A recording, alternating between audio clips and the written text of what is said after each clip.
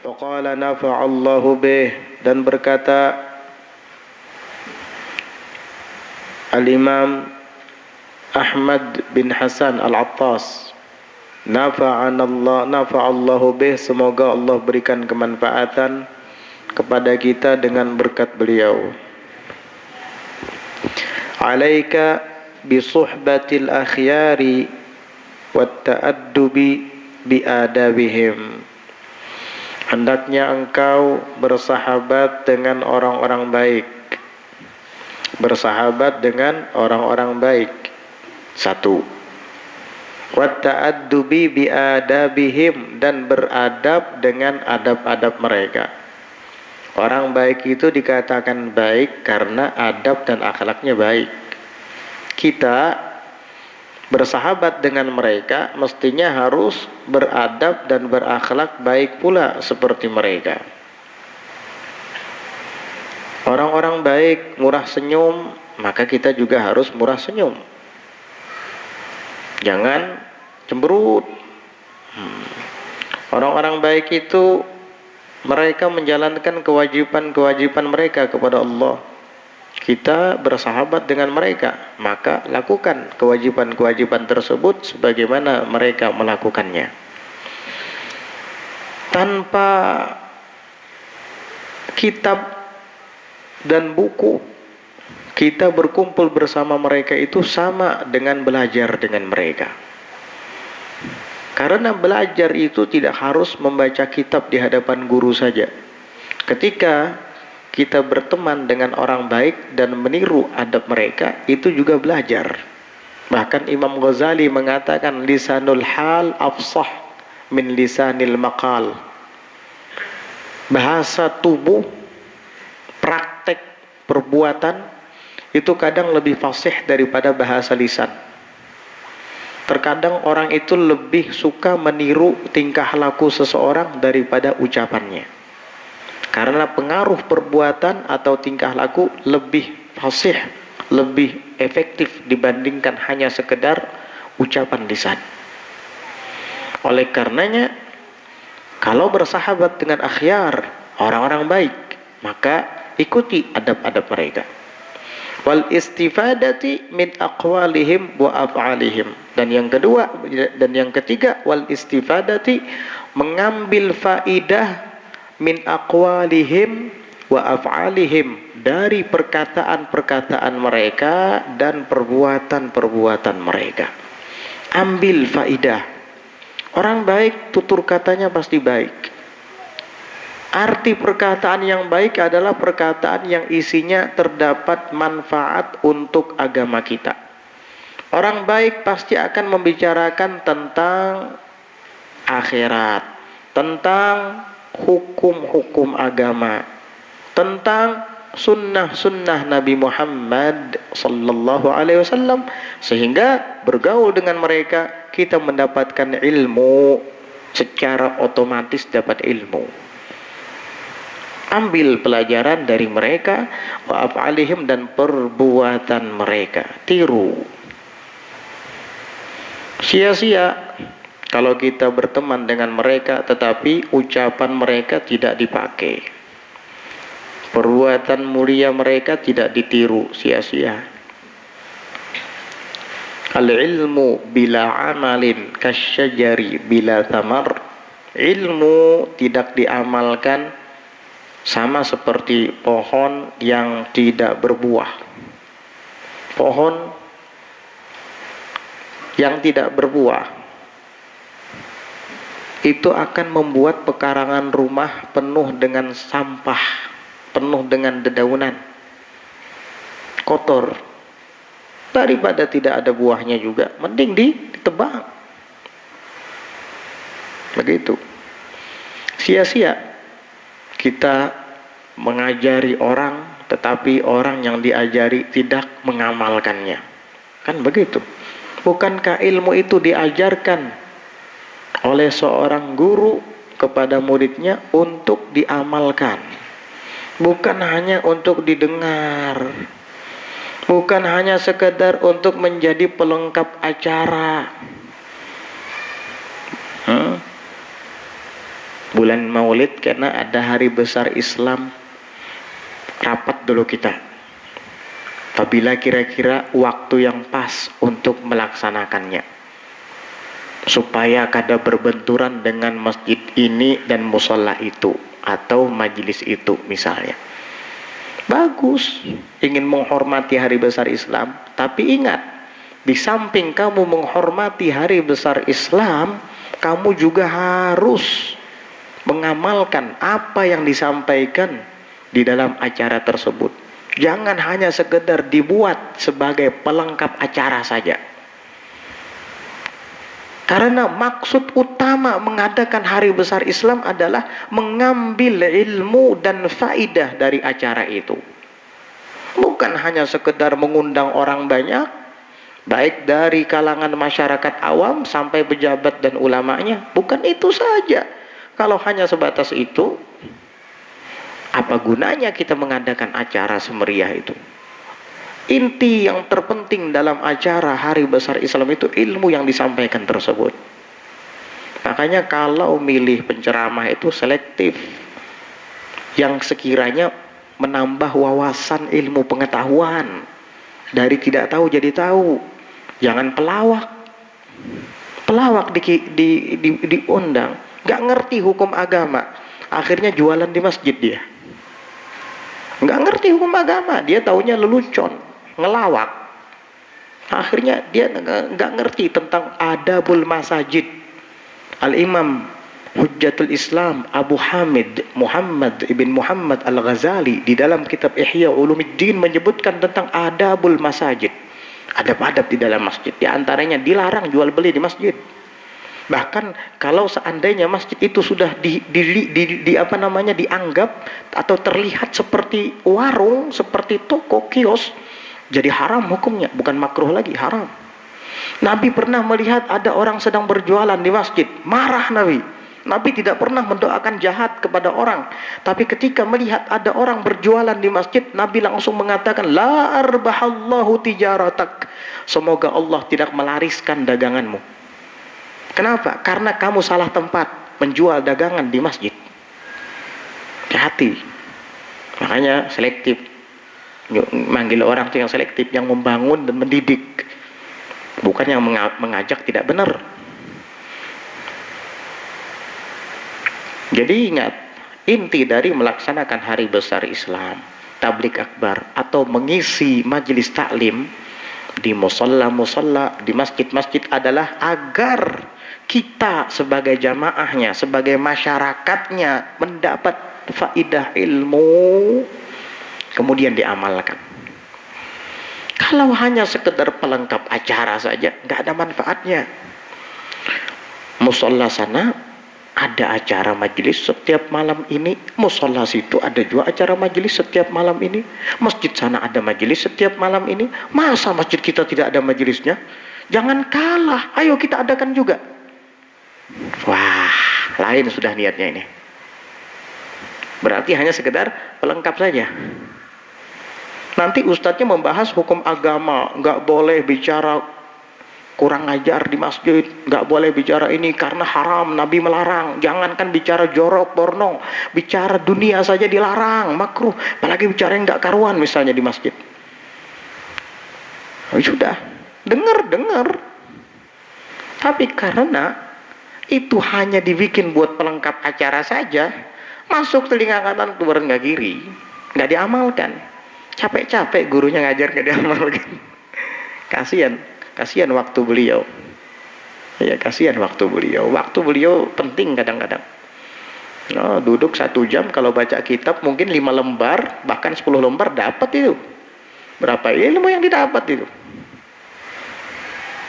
Jadi betulkan niat di dalam menghadiri majelis ta'lim, agar di samping bersahabat dengan ulama, dengan solihin, kita mengambil ilmu, mengambil istifadah dengan perkataan mereka dan dengan perbuatan mereka. Itu tujuan utamanya. Hari besar Islam kah, tablik akbar kah, mi'raj, maulid, majlis, inti dari semuanya itu adalah at-ta'allum wa ta'lim, Makanya nawaitu ta'alluma wat ta'lim, itu niat pertama yang dipasang ketika kita menghadiri majelis ta'lim, majelis tausiah dan lain sebagainya. Apa kata Imam Abdullah Al-Haddad mengajari kita? Niat nawaitu ta'alluma wat ta'lim. Tahu apa arti ta'allum dan ta'lim? Aku berniat belajar, belajar dulu niat, dan mengajar. Jangan dijadikan sebagai pelengkap acara saja. Sia-sia kalau niatnya seperti itu, nggak ada gunanya. Ibarat pohon itu nggak ada buahnya, tebang aja sudah pohon nggak ada buahnya.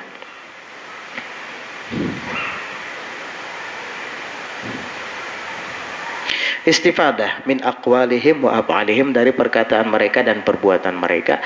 Wa ziyaratil ahya'i wal amwati, dan berziarah kepada orang-orang yang hidup, wal amwati, dan yang sudah meninggal, minhum, daripada mereka. Siapa? Orang-orang yang baik tadi, orang-orang yang soleh tadi.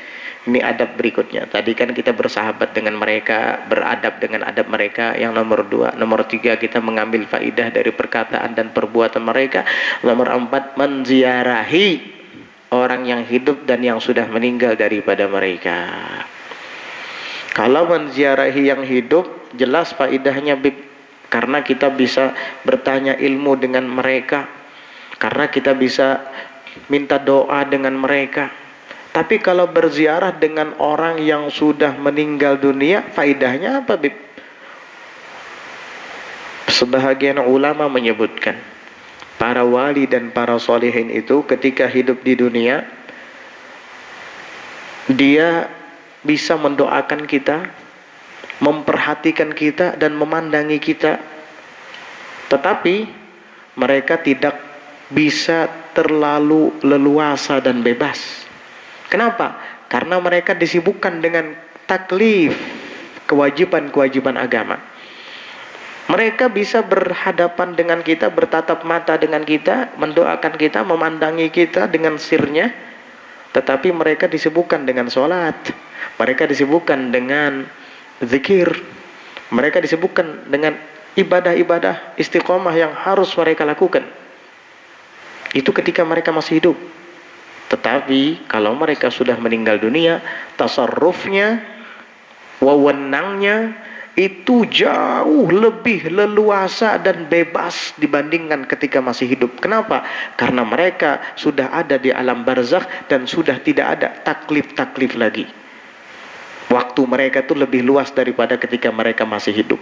Kita mungkin berkunjung dengan seorang soleh, itu ada waktu-waktunya ketika beliau sedang kosong, dan itu pun terbatas. Tapi kalau mereka yang solihin tadi sudah meninggal dunia, maka mereka lebih bebas dan lebih leluasa. Walaupun kita tidak melihat mereka karena mereka ada di alam barzakh, tetapi mereka tahu kepada orang-orang yang ziarah hadir ke makam mereka. Dan tasarruf mereka, wewenang mereka lebih leluasa dibandingkan ketika masih hidup. Karena mereka sudah tidak disibukkan dengan taklif-taklif agama, sholat, zikir, dan lain-lain.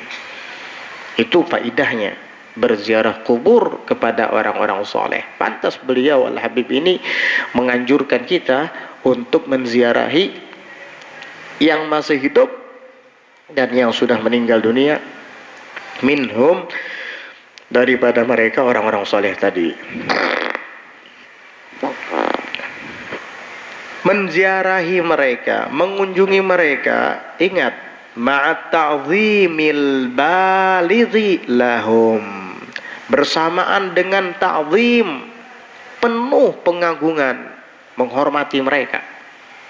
Al-balighi, yang betul-betul sempurna. Ma'at ta'zimil balighi, bersamaan dengan pengagungan yang betul-betul sempurna. Lahum, bagi mereka. Muliakan mereka, karena mereka adalah pewaris para nabi. Jikalau dahulu para sahabat memuliakan Nabi Muhammad sallallahu alaihi wasallam sehingga di antara mereka kalau berbicara kepada Nabi hampir tidak kedengeran suaranya dari saking menjaga adabnya kepada Nabi sallallahu alaihi wasallam. Itu dulu. Namun ketika Nabi sudah wafat, maka pewaris Nabi mereka adalah para ulama. Nah, para ulama ini adalah pewaris para nabi, maka sebagaimana para sahabat dulu berakhlak dengan Nabi, kita pun berakhlak dengan ulama. Karena mereka pewaris para nabi. Begitu. Mereka menyampaikan seperti apa yang disampaikan oleh Rasulullah SAW. Makanya disebut pewaris. Nabi mengajak kepada Allah, para ulama juga mengajak kepada Allah. Nabi mewaspadakan kepada umatnya akan maksiat dan kemungkaran, para ulama juga mengingatkan kita akan hal-hal tersebut, sehingga mereka disebut dengan pewaris para nabi. Maka seperti mana para sahabat beradab dengan Nabi, kita juga wajib menjaga adab dan akhlak dengan para ulama, dengan para orang-orang baik. Jangan mau ulu-ulu, hati-hati. Ittaqu luhumal ulama'i fa innaha masmumah. Takut kamu, waspadai kamu dengan daging para ulama itu, karena daging mereka itu beracun. Kamu menjelek-jelekkan ulama di belakangnya, kamu menggunjing dan menghibah ulama di belakangnya, berarti kamu telah memakan daging mereka yang beracun itu. Tunggu, nanti kamu akan binasa. Tunggu saatnya nanti kamu akan mendapatkan dampak memakan racun dari daging ulama tadi. Hati-hati. Wala yaghtab ba'dukum ba'dha ayuhibbu ahadukum ay ya'kula lahma akhihi maitan fakarihtumuh. Tidak boleh menggunjing sebahagian kalian akan sebahagian lainnya. Sebahagian kalian akan sebahagian lainnya mutlak. Siapapun tidak boleh digunjing, apalagi ulama.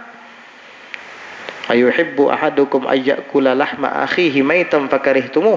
Apakah senang seorang di antara kamu memakan daging saudaranya sendiri dalam keadaan bangkai atau mati? Fakarihtumuh, lalu kalian benci orang itu. Si pemakan daging tadi. Kenapa? Karena menggibah sama dengan memakan daging. Hati-hati, ta'zimi mereka, hormati mereka. Wa husni dhanni shadiqi fihim, dan berbaik sangka yang sungguh-sungguh pada mereka. Jangan suudzon, jangan berprasangka buruk dengan para ulama kalau masih belum pasti. Karena sesuatu yang belum pasti itu disebut dengan dzan. Dzan itu sangkaan, dugaan. Lain kalau yakin. Kalau yakin itu pasti 100% itu. Lain lagi ceritanya. Ini kalau hanya sekedar menyangka-nyangka, menduga-duga, nggak boleh. Yang tidak baik kepada mereka. Wajib kita untuk berbaik sangka as-sadiqi yang sungguh-sungguh fihim pada hak mereka. Kalau semuanya ini dilakukan, fabidzalika yahsulul intifa'u lizzairina, maka dengan sebab itu, yaitu berteman dengan orang baik, beradab dengan adab mereka, mengambil faidah dari perkataan mereka dan perbuatan mereka, menziarahi yang hidup dan yang meninggal di antara mereka, mengagungkan, menghormati mereka, dan berprasangka baik yang sungguh-sungguh kepada mereka. Jika itu dilakukan, maka yahsulu al-intifa'u lizzairina, akan ada manfaat bagi para penziarah tadi. Kamu dapat manfaat dari mereka karena husnudzon kamu kepada mereka dan adab kamu kepada mereka. Berarti jika kamu berteman dengan orang baik, dengan orang soleh, tapi tidak menjaga adab, 100 tahun hidup bersamanya kamu nggak dapat manfaat apa-apa. Maka jar inya tuh dahulu parak bener lawan bebuhan ulama. Kenapa? Nang kaituan kelakuan. Inya dulu memang ketika dekat dengan ulama nggak punya adab, nggak punya akhlak. Kadang ulama dianggap seperti teman sendiri, guru diolah kayak kawan seorang. Naudzubillah, kadang bekantut sembarangan, kada tahu-tahu. Galil adab ini. Kadang guru bicara, pembicaraannya belum selesai dipotong sama dia. Kadang guru sedang menjelaskan, dia ngobrol dengan teman yang ada di sampingnya, nggak jaga adab ini. Itu tidak dapat manfaat dari gurunya. Hatta 100 tahun bersama gurunya tadi, karena tidak punya adab, dia nggak dapat manfaat apa-apa. Jadi jangan heran, maka dahulu itu parakban lawan bebuan ulama, kenapa nang itu gawiannya? Iya dulu kada beradab, kada sopan, gak punya akhlak, jadi nggak dapat manfaat. Dekat badannya, tapi jauh ruhnya. Kelihatan dekat memang badan fisiknya, tapi ruhnya berjauhan. Ibarat magnet kutub utara dengan kutub selatan, mantul, nggak mau nempel, walaupun jasadnya nempel. Al-Habib Umar bin Hafidh, guru kita itu mengatakan, kam min qaribin ba'id wa kam min ba'idin qarib. Betapa banyak orang yang dekat itu hakikatnya jauh. Sebaliknya, kadang-kadang betapa banyak orang yang jauh itu hakikatnya adalah dekat.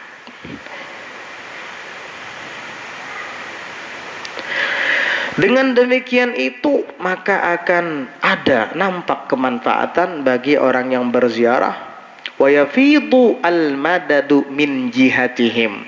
Wa yafidu, dan akan melimpah al-madad, bantuan, min jihatihim, dari sisi mereka, dari arah mereka. Kamu dapat madad. Madad itu adalah bantuan dari seseorang secara batin kepada kita. Itu namanya madad. Sering kita mengatakan madad, madad, tapi nggak ngerti apa itu madad. Madad itu bantuan secara batin yang akan sampai ke kita tanpa kita sadari terkadang. Kadang madad itu dari guru kita, dari orang soleh. Habis ziarah penuh dengan ta'zim dan adab,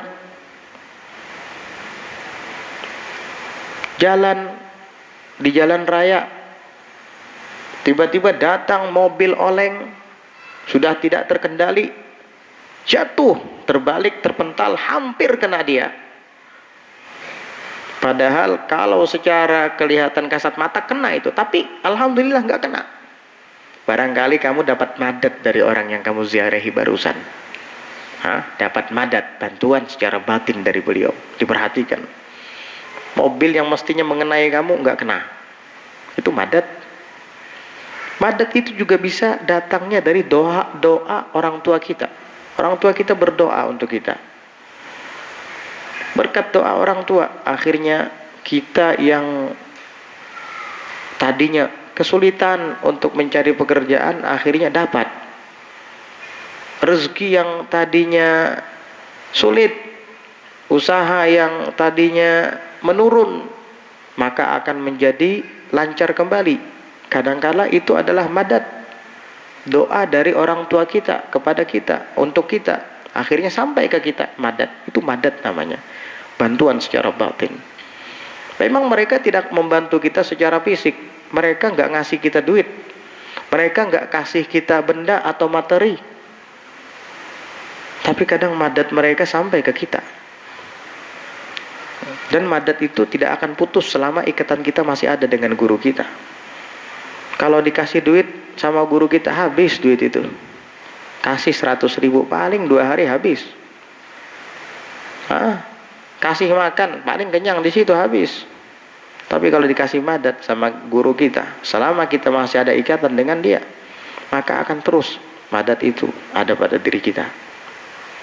Lampu itu selama masih nempel colokannya di listrik, terus menyala dia. Tapi kalau sudah putus, padam, gak nyala lagi. Jadi begitu. Madad min jihatihim, dari arah mereka, dari sisi mereka.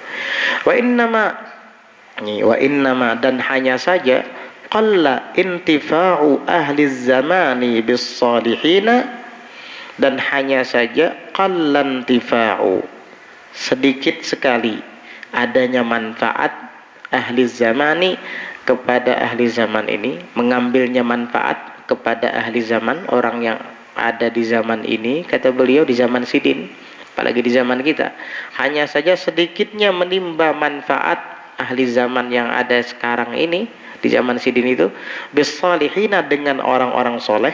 Mereka nggak mau ngambil manfaat dengan orang-orang soleh, min haitsu, itu daripada sekiranya adalah sebab qillatut ta'zimi lahum, karena sedikitnya penta'ziman, penghormatan lahum bagi mereka.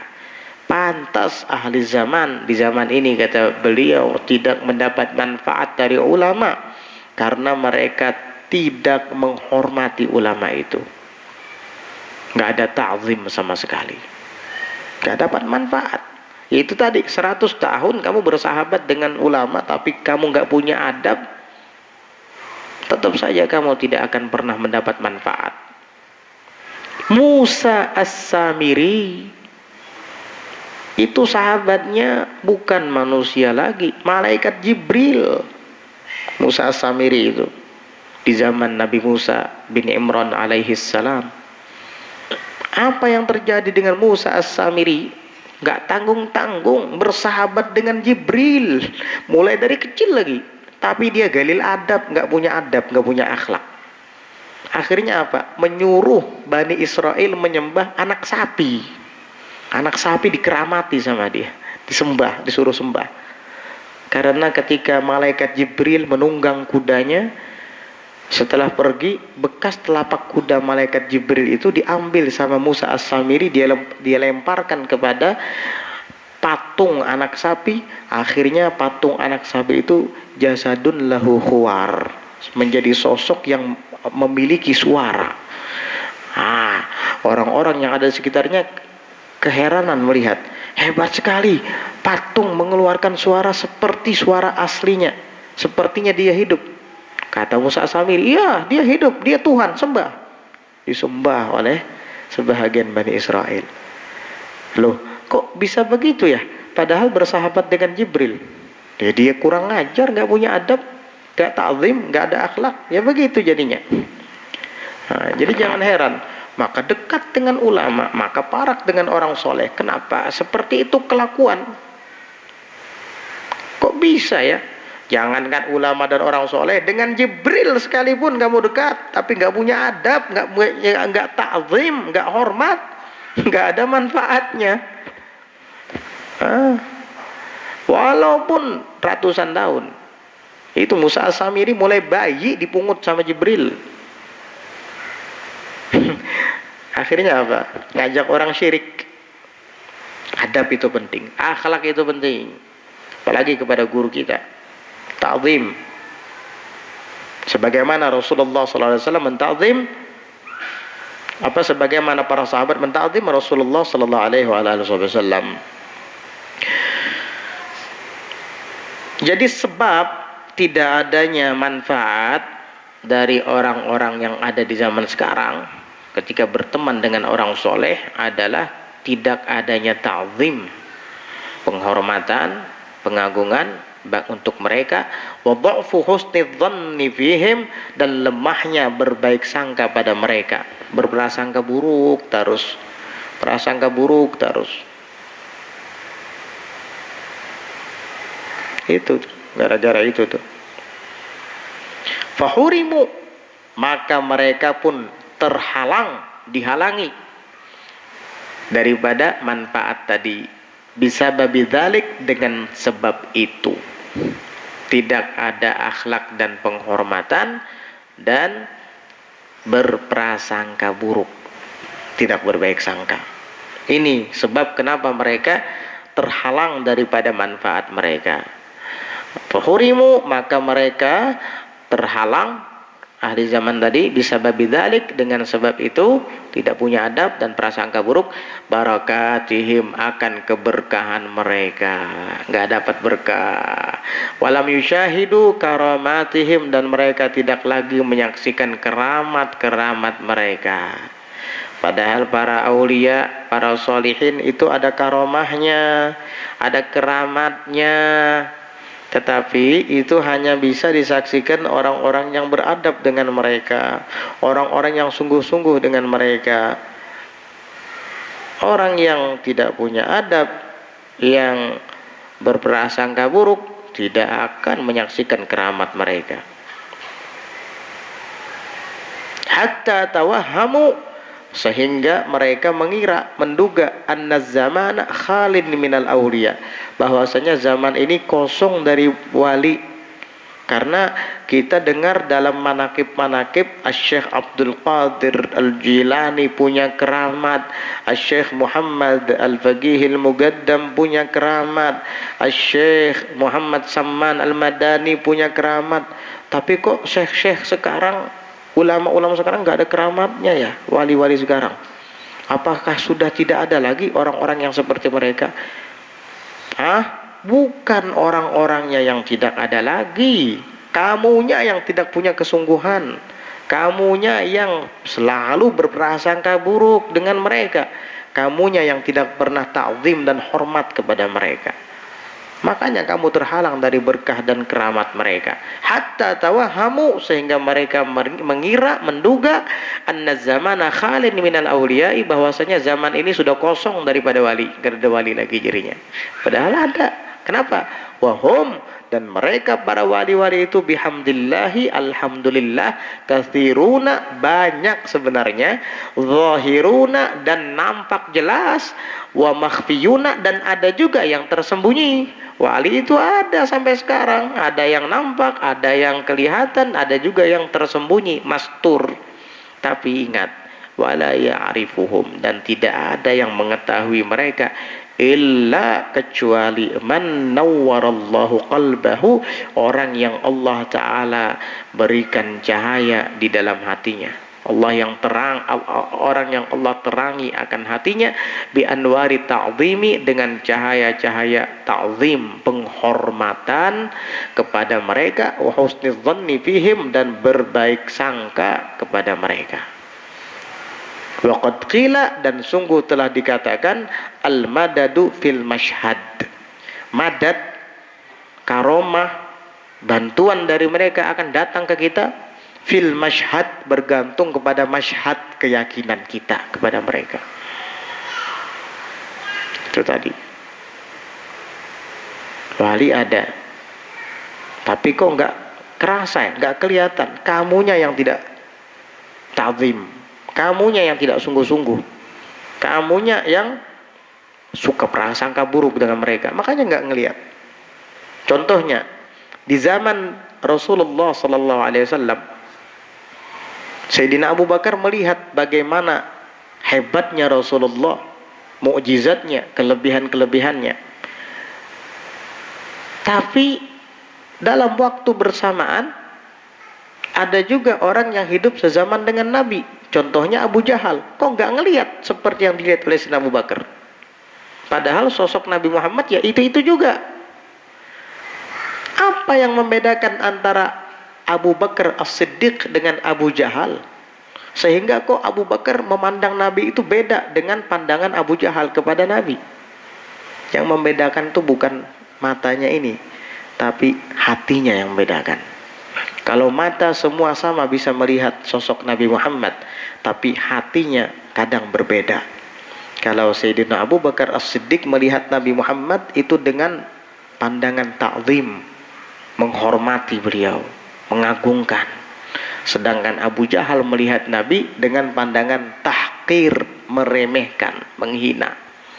Sehingga Allah sebutkan dalam Al-Quran, وَتَرَاهُمْ يَنْظُرُونَ إِلَيْكَ وَهُمْ لَا يُبْصِرُونَ. Hai Muhammad, kamu lihat mereka itu seolah-olah memandang kamu, padahal mereka tidak melihat.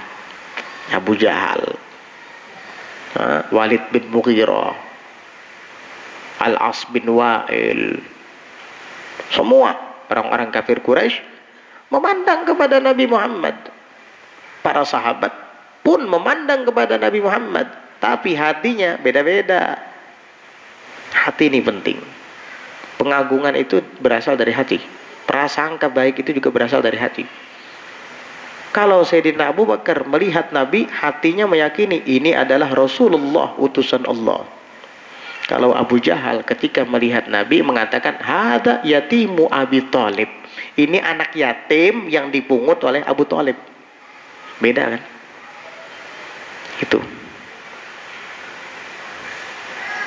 Itu bedanya. Orangnya ya itu aja Nabi Muhammad. Karena Sayyidina Abu Bakar memandangnya dengan pandangan ta'zim, penuh dengan penghormatan kepada Rasulullah SAW, akhirnya beliau mendapat julukan As-Siddiq, orang yang betul-betul jujur dan benar, radhiyallahu anhu arda. Bahkan menjadi khalifah setelah Rasulullah SAW wafat. Abu Jahal karena memandangnya dengan pandangan rendah, yatimu Abi Thalib, anak yatim yang dipungut oleh Abi Thalib dan dibesarkan di rumahnya, akhirnya mati dalam keadaan hina, mati kafir, mati hina, kafir. Begitu, hati-hati. Wah, aku tahu benar lawan ini tuh lagi halusnya dulu. Wah. Terus kenapa setelah itu? Kayak Abu Jahal memandang Nabi Muhammad, anak yatim yang dipungut oleh Abu Thalib dan dibesarkan di rumahnya, begitu. Ya, itu nanti akhirnya kamu. Tapi kalau orang memandang dengan ta'zim, dengan hormat, dia akan mendapatkan karomah dari orang tersebut. Dia akan menyaksikan dan melihat. Jadi karomah itu sampai sekarang masih ada. Yang tidak ada itu adalah kesungguhan di hati ahli zaman. Yang tidak ada lagi itu adalah prasangka baik mereka yang betul-betul sungguh-sungguh kepada para sholihin tadi. Itu yang tidak ada di dalam hati mereka. Sehingga mereka terhalang dari keberkahan para aulia dan keramat-keramat mereka.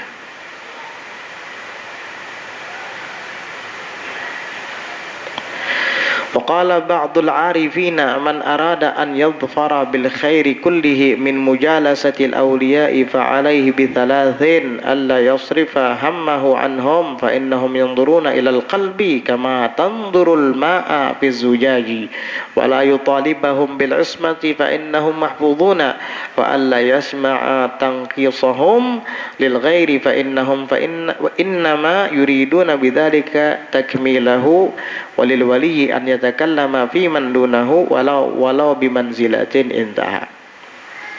Faqala ba'dul arifina, dan berkata sebahagian orang yang arif billah, man arada an yadhfara bil khairi kullihi, barang siapa yang menginginkan an yadhfara, bahwa ia berhasil mendapatkan bil khairi kullihi, dengan kebaikan seluruhnya. Mau kamu berhasil mendapatkan kebaikan secara keseluruhan, min mujalasatil awliyai, daripada duduk bersama para wali, mau fa'alaihi bithalathin, maka hendaknya ia melakukan 3 hal ini. Orang yang melakukan 3 hal ini ketika duduk dengan wali, dia akan mendapat semua kebaikan. 1, alla yasrifa hammahu anhum, hendaknya ia tidak mengalihkan hammahu, keinginan dan semangatnya daripada mereka. Kalau kamu duduk dengan wali, dengan orang soleh, ya hadapi duduk mereka dengan semangat. Semua himmah kamu, keinginanmu fokus kepada dia. HP matikan, jangan dihidupkan.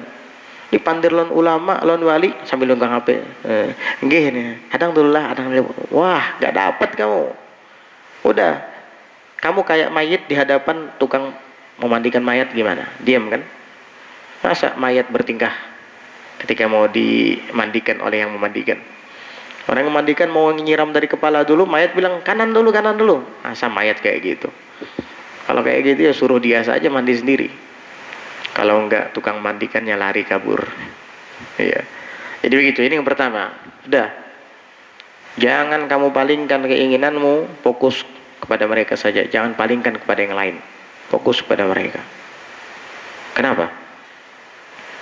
Fa innahum yanzuruna ilal qalbi, karena sesungguhnya para aulia itu memandang kepada hati kita. Kama tanzurul ma'a fi zujaj, seperti kamu melihat air yang ada di dalam kaca. Akuarium. Kenapa kamu tahu dalam akuarium itu ada air dan ada ikannya? Karena akuarium terbuat dari kaca.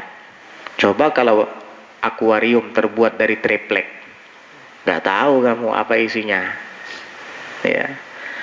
Tapi karena akuarium terbuat dari kaca, kamu bisa melihat apa yang ada di balik kaca itu. Oh, ternyata ada air dan ada ikan lohannya misalnya, ya kan? Nah, begitulah para wali. Para wali itu memandangi kepada batin kita, kepada hati kita seperti kita memandang akuarium. Sehingga air dan ikan yang terlihat di dalam akuarium itu jelas oleh mata kita. Begitu pula para wali memandang hati kita, jelas apa yang ada di hati kita itu tahu mereka. Nah, itu para wali. Jaga, makanya kalau kamu sungguh-sungguh dan fokus betul-betul, mereka tahu. Mereka akan sungguh-sungguh juga menghadapi kamu. Tapi kalau kamu main-main, cuman sekedar ingin tahu, apalagi nggak sungguh-sungguh, ya sudah, kamu nggak dapat. Kata wali tadi, ini main-main orang yang datang. Udahlah, bicara yang lain aja dah, ngobrol yang lain aja. Akhirnya kamu nggak dikasih ilmu apa-apa, nggak dikasih sir apa-apa. Ini satu. Yang kedua, wala yutalibahum bil ismati, dan tidak menuntut mereka dengan ismah, artinya terhindar dari dosa. Nggak bisa, ini wali bukan nabi. Fa innahum mahfuzuna, karena sesungguhnya mereka itu hanya sekedar mahfuz, terpelihara, bukan maksum, terjaga dari dosa. Enggak. Kalau maksum itu nabi, rasul. Kalau wali mahfuz saja, sehingga kamu jangan menuntut mereka agar bersih dari dosa. Ya nggak mungkin, manusia juga kan. Artinya mungkin para wali itu melakukan dosa-dosa kecil, tapi bukan berarti itu dapat menghilangkan kewaliannya. Tapi dosa-dosa kecil ya, bukan dosa besar. Ya kita harus istilahnya tetap hormat. Tapi kalau wah, wali napa nenek nangka inian, nah itu akhirnya kamu gak dapat apa-apa. Ya, kalau hanya, apalagi bukan dosa, hanya sekedar sesuatu yang biasa. Yang dosa saja selama itu masih dosa kecil, itu kita masih bisa mentoleransi, karena amalan sidin jauh lebih banyak daripada dosa kecil itu. Gula ditaruh di lautan tidak akan bisa merubah lautan yang asin menjadi manis. Kamu jangan mandang sisi dosa yang dilakukannya tadi, selama itu dosa kecil bukan dosa besar.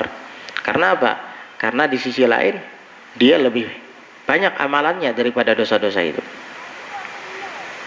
Nah, jangan menuntut wali itu ismah, bersih dari noda dan dosa, nggak bisa. Karena wali bukan nabi. Fa innahum mahfuzun, maka sesungguhnya mereka hanya terpelihara saja. Arti terpelihara dari dosa, mungkin ketika suatu waktulah mungkin ada dosa kecil yang dilakukan, dan wali jika melakukan dosa kecil itu mereka langsung bertobat kepada Allah, dan kadang mereka menangisi dosa kecil tadi. Yang nggak mungkin di depan ente. Anak ada menangis sini, ya nggak di depan ente dia nangisnya, nanti tengah malam sama Allah Subhanahu Wa Taala. Dosa kecilnya, Allah kenapa tadi saya memandang misalnya kepada yang tidak baik, ya Allah, tangis dia. Dosa kecil aja ditangisinya, apalagi dosa besar. Kalau ente dosa besar sampai sekarang nggak pernah ditangisi, apalagi dosa kecil. Begitu. Nah, jadi para wali itu jangan dituntut supaya ismah, terhindar dari dosa seperti nabi gitu. Ya nggak bisa. Makanya Imam Junaid Al-Baghdadi ditanya, ayasil wali, apakah mungkin wali itu bermaksiat? Beliau menengadah ke atas dan menundukkan kepala sesaat lalu mengatakan, wa kana amruhu qadaran maqdura. Dan adalah urusan Allah Ta'ala itu adalah ketetapan yang ia tentukan. Kalau memang ketentuan Allah begitu, ya bisa saja terjadi. Karena wali bukan nabi. Begitu. Kalau kamu menuntut dia kayak nabi, ya nggak bisa. Wali bukan nabi. Tapi ingat, wali itu kalau terlibat dalam dosa kecil saja, itu mereka sedih. Nanti mereka istighfar tengah malam, taubat kepada Allah. Yang nggak di depan ente. Begitu. Wa alla yasma'a, ini yang ketiga.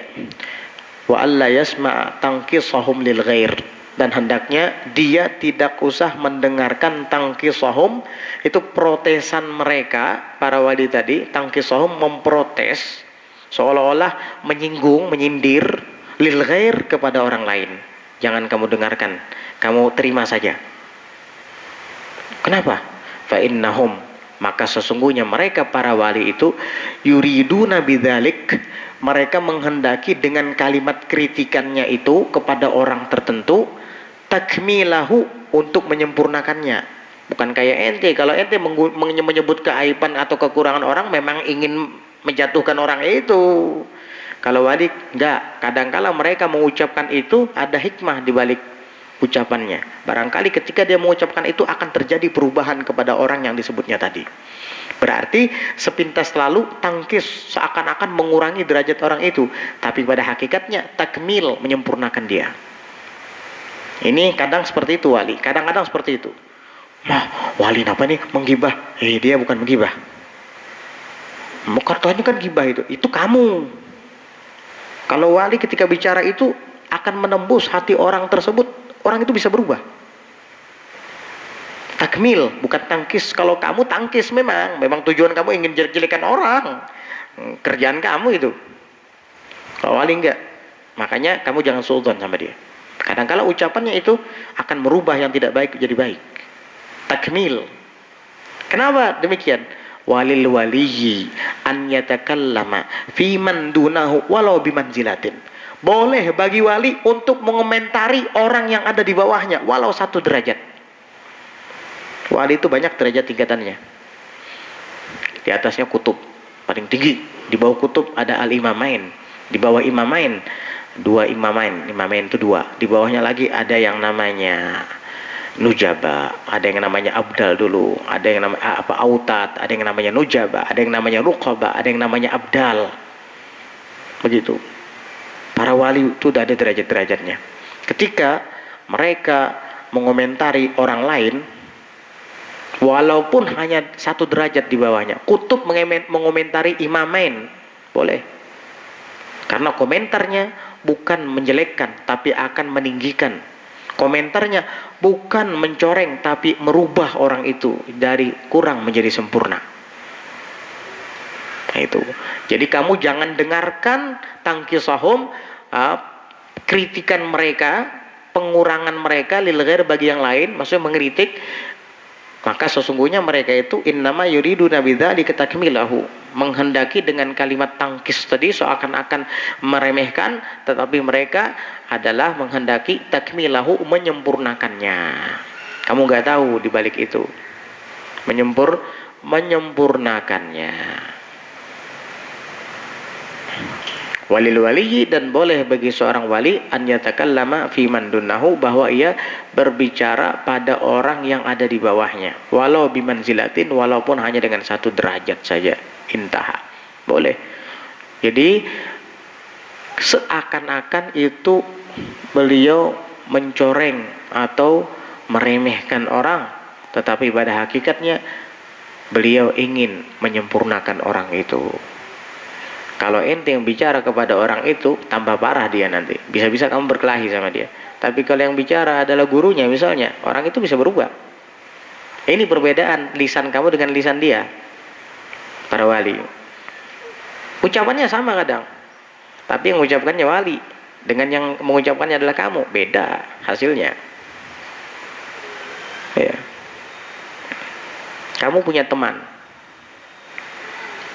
Kamu suruh nyalakan lampu. Nyalakan lampu. Mungkin dia malas. Kamu aja seorang bisi aja batis. Aku disuruh. Coba kalau abahnya yang menyuruh. Nak, nyalakan lampu. Langsung berdiri nyalakan sama dia lampu. Padahal ucapannya sama, meminta untuk dinyalakan lampu. Karena kamu sederajat dengan dia, teman kamu, makanya dia nggak nurut. Kalau tadi abahnya yang nyuruh, tinggi di atas derajat, makanya dia nurut. Ucapannya sama, tapi kok sama kamu nggak nurut ya? Sama abahmu nurut, abahnya dia nurut. Kenapa? Karena kamu satu derajat sama dia, abahnya tinggi di atasnya. Jadi kalau ucapannya sama dengan kamu bukan berarti pengaruhnya sama, beda juga. Kalau saya kok dianggap gibah, kalau dia kok nggak dianggap gibah, karena kamu bukan dia dan dia bukan kamu. Jadi ketika ada ulama atau wali membicarakan tentang kekurangan seseorang yang dimaksud, maka itu jangan prasangka buruk dulu. Itu kadangkala dia ingin menyempurnakan kekurangan orang tadi. Itu perkataannya kadang menembus hati orang itu dan merubah perbuatannya yang tidak baik menjadi baik.